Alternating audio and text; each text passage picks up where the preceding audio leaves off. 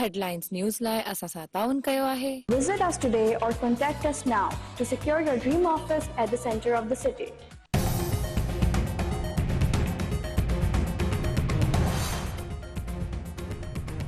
निगरान वज़ीर आज़म अनवारुल हक काकड़ अॼु गैर क़ौमी जनरल असम्बली इजलास खे ख़िताब करे रहियो आहे। निगरान वज़ीर आज़म ख़िताब में कश्मीर ऐं दहशतगर्दी जी लहर समेत अफ़गानिस्तान जी सूरत-हाल समेत ॿियनि मसइलनि खे उजागर कंदो। अनवारुल हक काकड़ मुल्क जी मुआशी बहाली जो अमल मुस्तहकम बणाइण जे क़दमनि बाबति बि ॻाल्हाईंदो।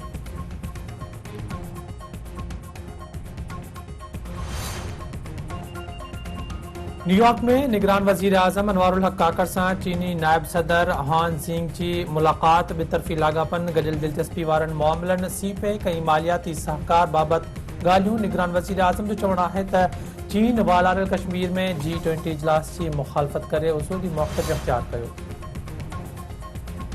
सिंध जे निगरान वॾे वज़ीर जस्टिस रिटायर्ड मक़बूल बाक़िर सिंध एपेक्स कमेटी जो इजलास अॼु सॾाए वरितो। इजलास में निगरान सूबाई वज़ीर, core commander 5 core, DG rangers, IG Sindh ऐं ॿियनि इदारनि जा ऑफिसर शिरकत कंदा। इजलास दौरान सूबे में अमन अमान जी सूरत हाल समेत कचे में ॾोहारियुनि ख़िलाफ़ ऑपरेशन ते गौर वीचार कयो वेंदो। सुप्रीम कोर्ट फैज़ाबाद धरणे नज़रसानी केस ॿुधणी लाइ मुक़ररु करे छॾियो। चीफ जस्टिस क़ाज़ी फ़ाइज़ ईसा जी सरबराही में 3 रुकनी बेंच 28 सेप्टेम्बर ते ॿुधणी कंदी। जस्टिस अमीनुद्दीन ख़ान ऐं जस्टिस अतहर मिनल्ला बेंच में शामिल। जस्टिस क़ाज़ी फ़ाइज़ ईसा फैज़ाबाद धरणे केस में PTI ऐं MKM ख़िलाफ़ ऑब्जर्वेशन ॾिनी हुई।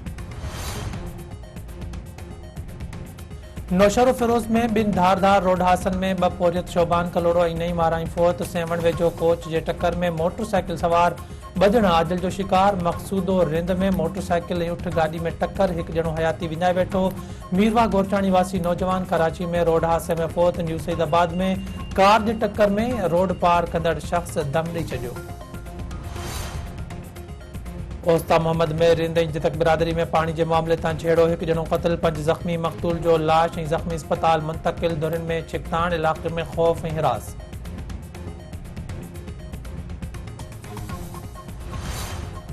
टंडो रहीम में काछ जे आबादगारनि पारां अड़ल वाह जा दरवाज़ा बंदि न करण ख़िलाफ़ एहतिजाजी मुज़ाहिरो। छिन्नी जोही रोड ते धरणो अॻवाननि जो चवणु आहे त अड़ल वाह जा दरवाज़ा बंदि न थियण सबबि ज़मीनूं बंजर बणिजी रहियूं आहिनि। अड़ल वाह जा दरवाज़ा बंदि करे फसल तबाह थियण खां बचाया वञनि। ऐं वर्ल्ड कप लाइ क़ौमी क्रिकेट टीम जो ऐलान अॼु कयो वेंदो। Medical board fast bowler Haris Rauf खे वर्ल्ड कप लाइ मुकमल तौर फिट क़रार ॾेई छॾियो। मेडिकल बोर्ड जी रिपोर्ट खां पोइ फास्ट बॉलर तरफ़ां प्रैक्टिस शुरू। वर्ल्ड कप लाइ क़ौमी स्क्वाड जो हिसो हूंदो।